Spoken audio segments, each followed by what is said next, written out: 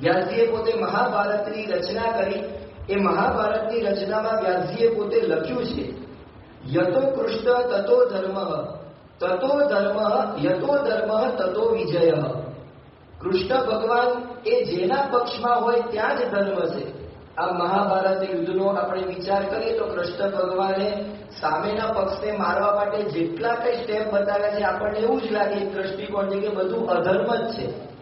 પણ વ્યાસજી પોતે સ્પષ્ટ લખે છે, શ્રી કૃષ્ણ ભગવાન જ્યાં છે ત્યાં ધર્મ છે, અને જ્યાં ધર્મ છે ત્યાં વિજય છે. તો જે ભગવાનના સ્વરૂપની સ્પષ્ટ રીતે વાત કરે એ ગુરુ કહેવાય. તો આવા ગુરુનો એ જયંતિ ઉજવવી, એવા ગુરુની પાસે જવું, તો કેવા ગુરુનો સમાગમ કરવો? તો ઉપનિષદ પોતે લખે છે, શ્રોત્રિયમ બ્રહ્મનિષ્ઠ, એટલે કે જે શાસ્ત્રના સકળ સારને જાણતા હોય એવા ગુરુનો સમાગમ કરવો. બીજું બ્રહ્મ ગુરુ હોવા જોઈએ, એટલે કે અક્ષર બ્રહ્મ ગુરુ હોવા જોઈએ.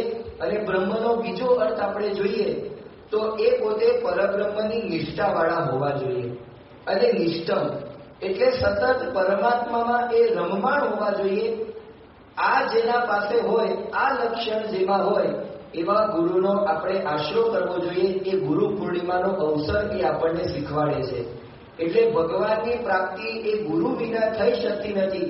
અને એ ગુરુ પણ અક્ષર બ્રહ્મ હોવા જોઈએ, કારણ કે અક્ષર બ્રહ્મ છે એ પરમાત્માને પામવા માટે સેતુ સમાન છે. એ અક્ષર બ્રહ્મ ગુરુનો સમાગમ કરવો, મન કર્મ વચને એ અક્ષર બ્રહ્મ ગુરુની સેવા કરવી, એ આ ગુરુ પૂર્ણિમાનો અવસર એ આપણને શીખવાડે છે. ત્યારબાદ ગુરુ પૂર્ણિમાના અવસર પછી હિંડોળા પર્વની શરૂઆત થાય છે. અષાઢ વદ બીજથી શ્રાવણ વદ બીજ સુધી એ ભગવાનને અલગ અલગ કલાત્મક હિંડોળામાં ભગવાનને બેસાડી અને ભગવાનને ઝુલાવવામાં આવે છે. જ્યારે શ્રી કૃષ્ણ ભગવાન પોતે વૃંદાવનમાં હતા અને એ વખતે ગોપીઓ પણ ભગવાન સાથે અનન્ય નિષ્ઠાથી જોડાયેલી હતી.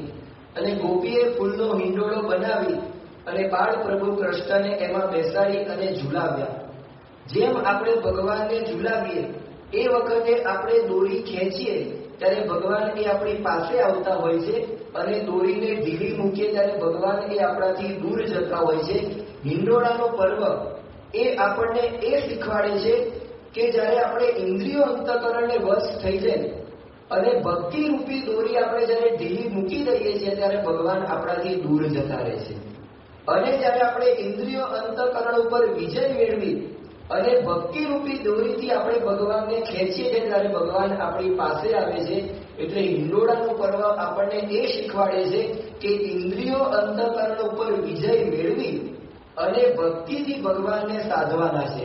જેટલી ભક્તિ આપણે કરીશું એટલા ભગવાન એ આપણી પાસે રહેશે અને ઇન્દ્રિયો અંતઃકરણને વશ થઈ જાય. અને જો આપણે ભક્તિમાં ઢીલ મૂકીશું, ભક્તિમાં કઈ કચાશ રાખીશું, ભક્તિમાં કઈ આળસ દાખવીશું તો ભગવાન એ આપણી પાસે એ નહીં આવે. તો હિંડોળાનું પર્વ એ આપણને આ મર્મ શીખવાડે છે. હિંડોળાના પર્વ પછી એ શ્રાવણ માસની શરૂઆત થાય છે. શ્રાવણ માસ એ ચાતુર્માસનું હૃદય કહેવાય છે, કારણ કે શૈવ હોય કે વૈષ્ણવ પરંપરાને અનુસરતા હોય બધા જ આ શ્રાવણ મહિનામાં વિશેષ તપ અને ભક્તિ કરતા હોય છે. ભગવાન સ્વામિનારાયણે પણ શિક્ષાપત્રીમાં અને મહંત સ્વામી મહારાજે પણ સત્સંગ દીક્ષામાં આપણને આજ્ઞા કરી છે કે કદાચ ચાતુર્માસમાં 4 માસ દરમિયાન આપણે જો નિયમ ન પાડી શકીએ તો આ શ્રાવણ માસમાં એ વિશેષ નિયમ એ ધારવા. આ સાથે સાથે શ્રાવણ મહિનામાં પણ ભગવાનની કથા વાર્તા સાંભળવાનો મહિમા છે, કારણ કે શ્રાવણ એટલે શ્રવણ. ભગવાનના કથા વાર્તાના ચરિત્રોનું જેટલું જ આપણે શ્રવણ કરીશું, જેટલું મનન અને નિધિધ્યાસન કરીશું, એટલું જ આપણને અંતરમાં શાંતિ થશે. એ શ્રાવણ મહિનામાં પણ ઘણા બધા પર્વ અને ઉત્સવો આવે છે. એમાં શ્રાવણ વદ પાંચમનો દિવસ એટલે કે નાગ પંચમી. આપણો હિન્દુ ધર્મ, આપણી સનાતન સંસ્કૃતિ એમાં કેટલી વિશાળ વિચારધારા છે. કેવળ મનુષ્યનું કલ્યાણ ન થાય પણ મનુષ્યની સાથે સાથે પ્રાણીઓનું પણ કલ્યાણ થાય એવી ઋષિ મુનિઓએ ચિંતા કરી છે. એટલે આ નાગ પંચમીના દિવસે નાગનું પૂજન કરવામાં આવે છે.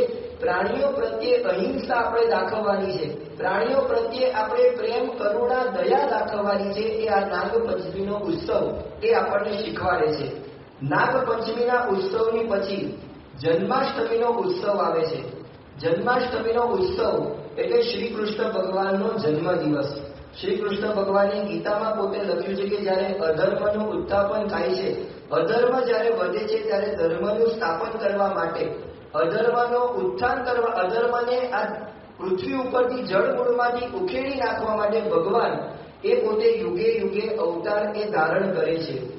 કૃષ્ણ ભગવાનનું ચરિત્ર પણ વિચારવા જેવું છે. કૃષ્ણ ભગવાનનો જન્મ થયો છે જેલમાં. તો ભગવાન એ પોતે સ્વતંત્ર છે. ભગવાન જેલમાં પણ જન્મ ધારણ કરી શકે અને ભગવાન મહેલમાં પણ જન્મ ધારણ કરી શકે. તો શ્રી કૃષ્ણ ભગવાનનો જન્મ એ આપણને એ શીખવાડે છે કે ભગવાન એ સ્વતંત્ર છે. ભગવાન કોઈ ઠેકાણે બંધાયેલા નથી. ભગવાનના જન્મની કથા પણ આપણને ઘણો બધો મર્મ બતાવે છે. જ્યારે કંસની બેન દેવકીના લગ્ન એ વસુદેવ સાથે થયા અને જ્યારે સાસરે મૂકવા માટે જતા હતા એ વખતે આકાશવાણી થઈ કે આ દેવકી અને વસુદેવનો 8મો પુત્ર એ કંસ તારો કાળ બનશે. અને કંસે તરત જ પોતાની બહેનને સાસરે વળાવવાને બદલે એ બેન અને બલેવી બંનેને જેલમાં પૂરી દીધા અને રોજ પોતે આ તપાસ કરતો કે ક્યારે દેવકી અને વસુદેવ થકી એ બાળકનો જન્મ થાય. એક કરતા એક એ 6 બાળકોને એને મોતને ઘાટ ઉતારી દીધા. 7મી બાળકી હતી એને જ્યારે પટકાવા જતો હતો એ બાળકી પોતે અદ્રશ્ય થઈ ગઈ.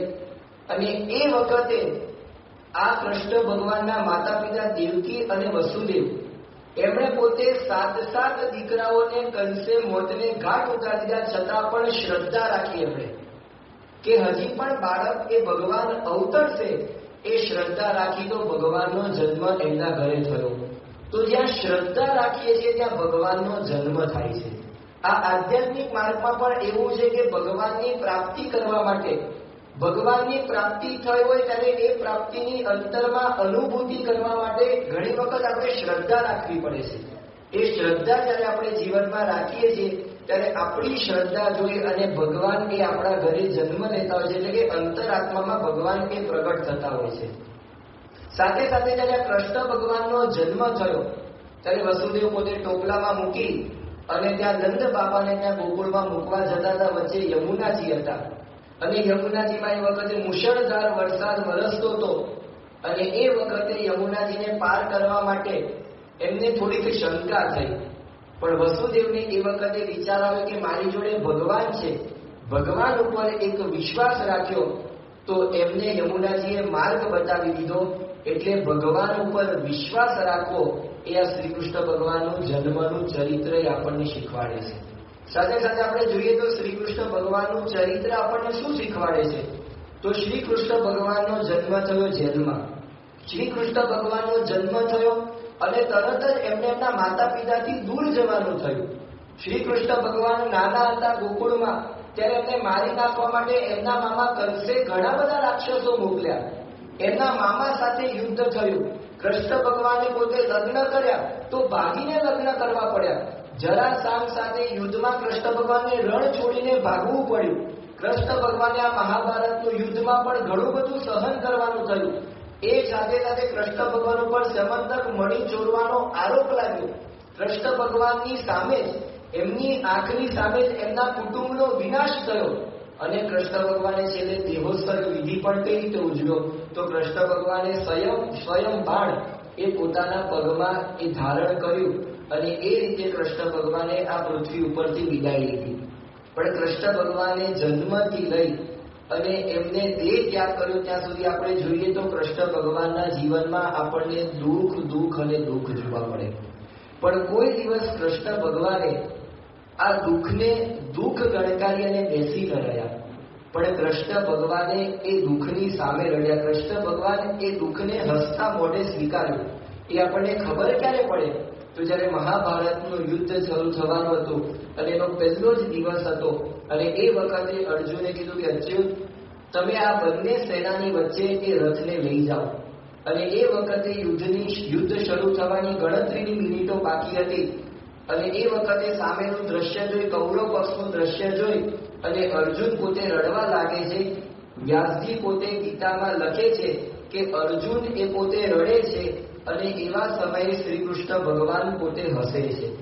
યુદ્ધનો સમય છે, ગમે ત્યારે યુદ્ધ એ શરૂ થવાની એ તૈયારી છે. બંને સેનાની વચ્ચે રથ છે. અર્જુન પોતે રડે છે અને શ્રી કૃષ્ણ ભગવાન પોતે હસે છે. અને એ વખતે શ્રી કૃષ્ણ ભગવાન એ અર્જુનને જે શ્લોકો કે છે આપણને બધાને ખબર છે કે શ્રીમદ ભગવદ્ ગીતાનો એ ઉદ્ભવ એમાંથી થયો અને અર્જુનને બેઠા કરી દેશે. તો અર્જુન ઉપર તો હજી કોઈ દુઃખનો પહાડ તૂટ્યો નથી. એ વખતે શ્રી કૃષ્ણ ભગવાનના જીવનમાં ઘણા બધા દુઃખો આવ્યા છે, પણ શ્રી કૃષ્ણ ભગવાનનું ચરિત્ર એ શીખવાડે છે કે આપણા જીવનમાં પણ સુખ અને દુઃખ આવવાનું છે. આપણા જીવનમાં જય પરાજય થવાનો છે. આપણા જીવનમાં માન અપમાને આવવાનું છે. આપણા જીવનમાં હાનિ અને વૃદ્ધિ થવાની છે. એ વખતે દુઃખ હોય કે સુખ હોય, હાનિ હોય કે વૃદ્ધિ હોય, જય હોય કે પરાજય હોય, પણ એ આપણે હસતા મોઢે સહન કરવાનું છે, જેને શ્રી કૃષ્ણ ભગવાને બીજા અધ્યાયમાં સ્થિત પ્રજ્ઞ તરીકે ઓળખાણ આપી છે.